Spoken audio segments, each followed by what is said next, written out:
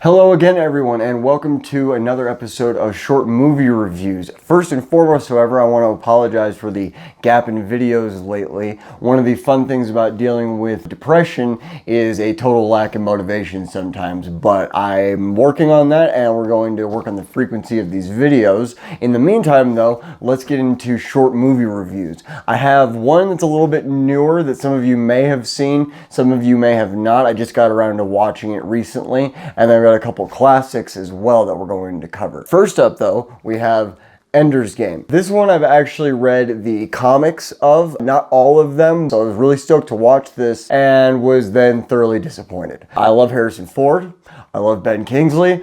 I thought this would be good. It was not good. The biggest issue I had with this movie is almost kind of ingrained into the premise, which works well in comic book form, but I just feel like didn't work well in movie form. And that's the fact that these kids are not being raised to be soldiers and fighters, but are being raised to be commanders, which doesn't make sense to me when they're being trained by commanders that have already been in battle. The whole premise seems really off to me in movie form because it's not something that really stood out to me whenever I was reading the comics. The other thing is just the passage of time didn't feel natural. It feels like this kid is just kind of fast-tracked from nothing all the way up to leading basically the whole army to fight this alien race. In the comics, it's a little bit more spread out because you have it in the comics and it's not coming out, in an hour and a half to 2 hours. It's coming out over, I think there's like 40 issues of the comic or something like that. All in all, not impressed by this one at all. I had a lot of hope for this, even just from the previews. I knew when I watched the previews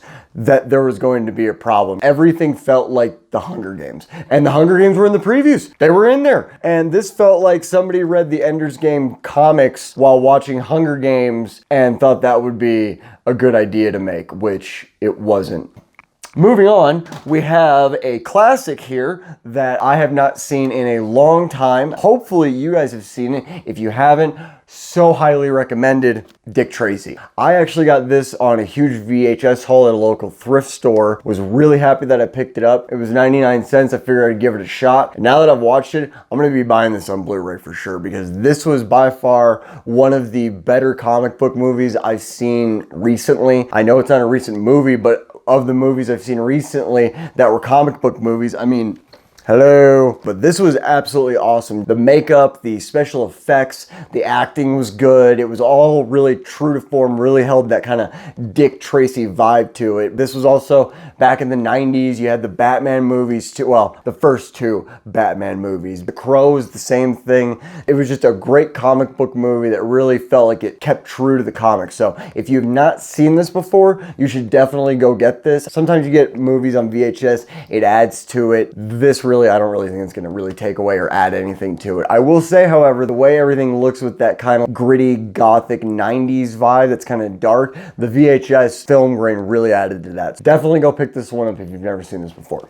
And then last, we have a classic and one I did for the Halloween season, Psycho. This is one that I really think everybody, I mean, whether you're a horror fan, whether you're a fan of thrillers, whether you're just a film buff, go watch this movie if you've never seen it. I would imagine most of you have seen this before. I've seen this on Blu-ray, DVD. I originally saw it on VHS when I was a kid. Went back and watched this, and it's Hitchcock. I feel like Hitchcock movies and that VHS effect just kind of go hand in hand. This one, if you've never seen this, go watch this. You have to go watch this. It's Alfred Hitchcock's probably best known movie. You have one of the greatest directors who ever lived, one of his best movies. Go watch this movie, especially with the Halloween season. It says it's rated R, but it's not gory. It's not what I would call an R-rated movie, but definitely for back in the time. Now, I would say you would get away with like a loose PG rating, but definitely no more than like PG-13. There's the shower scene, and that's the most violence that you